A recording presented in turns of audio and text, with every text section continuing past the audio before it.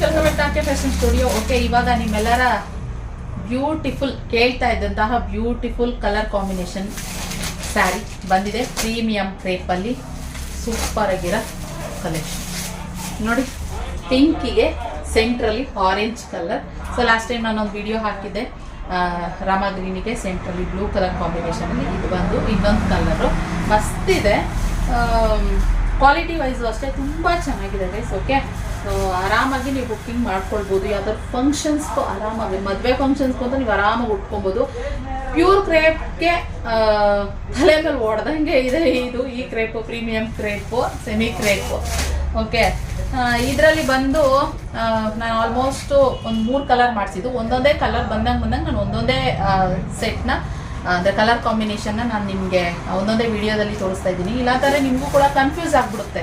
So ಯಾವುದು ತಗೊಳ್ಳೋಣ ಏನು ಬೇಡೋಣ ಅಂತ. ಪರ್ಟಿಕ್ಯುಲರ್ ಒಂದೊಂದೇ ಕಲರ್ಸ್ ಹಾಕಿದ್ರೆ ಅದು ಓಪನ್ ಮಾಡಿ ಒಂದೊಂದೇ ತೋರಿಸಿದ್ರೆ ನಿಮಗೂ ಕೂಡ ಒಂದು ಐಡಿಯಾ ಬರುತ್ತೆ.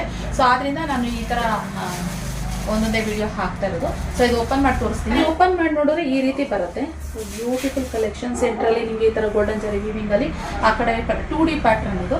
ಸೊ ಆ ಕಡೆ ಸೇಮ್ ಟಾಪ್ ಬಾಟಮ್ ಎರಡು ಒಂದೇ ಕಲರ್ ಬರುತ್ತೆ. ಸೆಂಟ್ರಲ್ಲಿ ಈ ಥರ ಲೈನ್ಸಲ್ಲಿ ಗೋಲ್ಡನ್ ವೀವಿಂಗಲ್ಲಿ ನಿಮಗೆ ಈ ಥರ ಇನ್ನೊಂದು ಆರೆಂಜ್ ಕಲರ್ನಲ್ಲಿ ಬಂದಿರುವಂಥದ್ದು.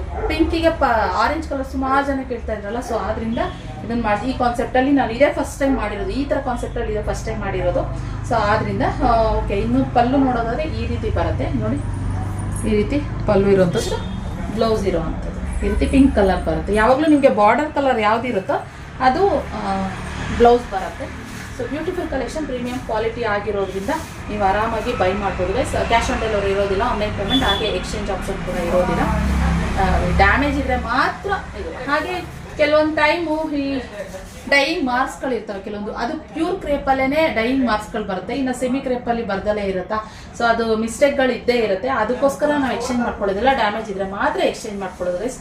ಇದನ್ನು ನೀವು ನೋಟ್ ಮಾಡಿಕೊಳ್ಳಿ. ನಾನು ಇದು ಚೂರು ಎಲ್ಲ ಅಬ್ಸರ್ವ್ ಮಾಡಿ ಅದಕ್ಕೋಸ್ಕರ ಇದನ್ನು ವೀಡಿಯೋದಲ್ಲೇ ಹೇಳ್ಬಿಡ್ತಾ ಇದ್ದೀನಿ. ಸೊ ಈ ಕಲೆಕ್ಷನ್ ಇಷ್ಟ ಆದಲ್ಲಿ ಲೈಕ್ ಮಾಡಿ, ಹಾಗೆ ಬೇಗ ಲಿಮಿಟೆಡ್ ಸ್ಟಾಕು ಬೇಗ ಬುಕ್ಕಿಂಗ್ ಮಾಡ್ಕೊಳ್ಳಿ. ಓಕೆನಾ? Thank you for watching.